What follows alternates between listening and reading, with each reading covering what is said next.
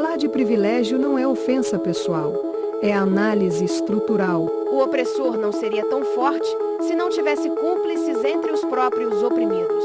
Você não derrota um sistema injusto jogando com as regras que ele escreveu. Quando a educação não é libertadora, o sonho do oprimido é ser o opressor. O povo precisa participar, não como figurante, mas como protagonista da política. Aqui o caos não é desordem, é matéria-prima do pensamento. É matéria-prima do pensamento. Prima do pensamento. Pensamento. Bem-vindos ao Imprevistos do Caos. Olá! Todo mundo já ouviu aquela frase, né? Educação é um ato político. Parece até simples, mas o que isso realmente significa, assim, na prática? Hoje, a gente vai fazer um mergulho nas ideias do Dermeval Saviani, olhando para o capítulo 4 do Escola e Democracia, para tentar entender melhor essa relação que é bem complexa entre educar e fazer política. Exato. E o Saviani, ele nos desafia a ir além do slogan, sabe?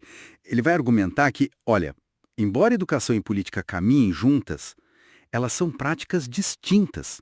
Cada uma tem sua lógica, sua função. Então, a nossa conversa aqui é tentar desemaranhar um pouco isso, né? Ver onde elas se distinguem e como elas se conectam a partir do que ele escreveu. Certo, então vamos pegar esse fio.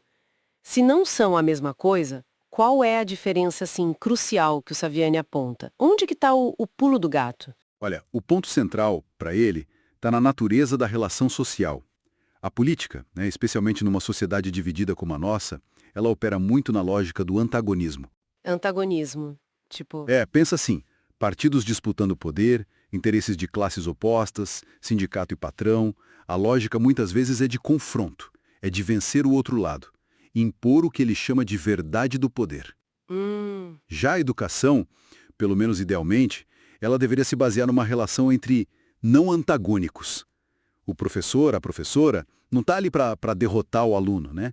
A ideia é ajudar a aprender, é convencer pelo argumento, pelo conhecimento, é buscar o poder da verdade, como ele diz. Ah, interessante essa distinção, verdade do poder versus poder da verdade. Pela persuasão, entende? E essa diferença é fundamental para a gente não misturar as coisas, não cair no que ele chama de politicismo pedagógico, achar que tudo na escola é só política, ou, o contrário, um pedagogismo político, achar que a política se resolve só com boa vontade educativa. Entendi. Quer dizer, reconhecer que são diferentes para poder ver como elas se ligam de fato, mas aí ele também insiste que elas são inseparáveis, né? Como que funciona essa conexão se as lógicas são tão distintas assim? Então, ele aponta para duas formas de conexão, basicamente. Primeiro, tem uma relação que é interna. Interna. Como assim? Toda prática educativa tem uma dimensão política, porque ao ensinar, ao socializar o conhecimento, você está, de certa forma, fortalecendo as pessoas para elas entenderem e agirem no mundo, né? Inclusive nos conflitos sociais. Certo. E, do mesmo modo, toda ação política tem uma dimensão educativa. Precisa explicar propostas, precisa convencer aliados, mobilizar as pessoas. Isso envolve educar no sentido amplo. Faz sentido, uma está dentro da outra de alguma forma. Isso. E aí tem a conexão externa, que é uma dependência mútua bem concreta mesmo. A educação, para existir, depende da política, né? Orçamento, construção de escola, definição de currículo, leis, tudo isso é decisão política. Claro, sem dúvida. E a política, por outro lado, ela depende da educação, para formar quadros, para ter gente com informação, com capacidade crítica, para participar, para governar, até para contestar, né? Uma depende da outra para acontecer na prática. Entendi essa relação de dependência, mas aí vem um ponto que eu acho que pega bastante no Saviani, que é quando ele fala de um primado da política, principalmente na sociedade de classes. O que isso significa, assim, para o dia a dia da educação? Esse é o ponto-chave.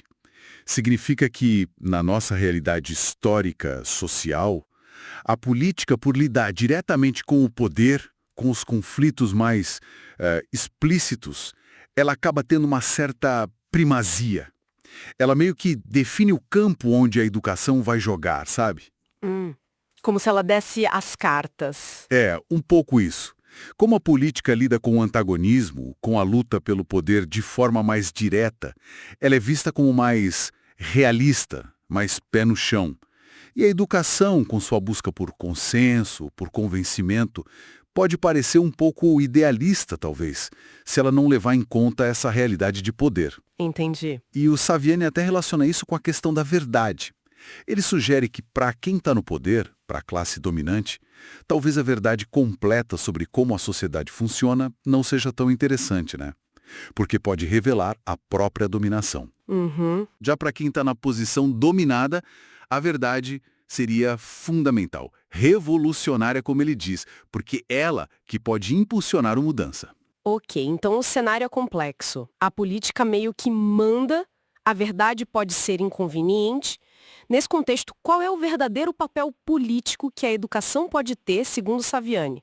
É virar um palanque, um espaço de militância direta? Então, aí que vem a tese 11 dele, que é talvez o ponto mais forte e até contraintuitivo.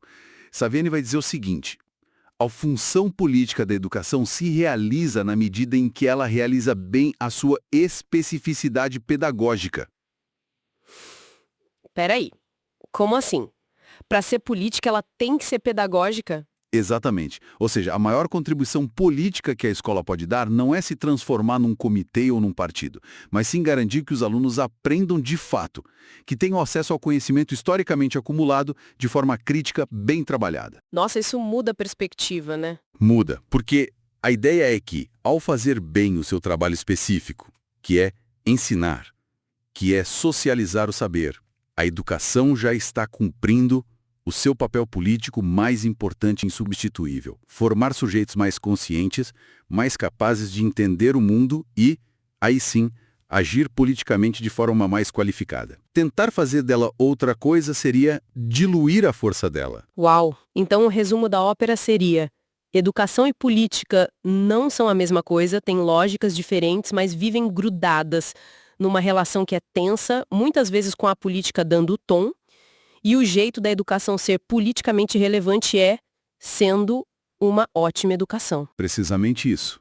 É focar na qualidade do seu trabalho específico. É um chamado para a gente olhar criticamente para como a escola funciona, para como as políticas são feitas, e pensar em como fortalecer essa especificidade da educação, mesmo sabendo dessa relação de dependência e muitas vezes subordinação à política. Muito bom. E acho que fica uma provocação final para a gente pensar, né? Se a política tende a ter essa primazia e a educação cumpre seu papel político ao ensinar bem, como será que as escolhas que a gente faz todo dia sobre o que ensinar, como ensinar lá na sala de aula, na universidade, como essas escolhas podem estar, às vezes sem a gente nem perceber, ou reforçando as relações de poder que já existem, ou, ao contrário, abrindo caminhos para a gente questionar e, quem sabe, transformar essas relações.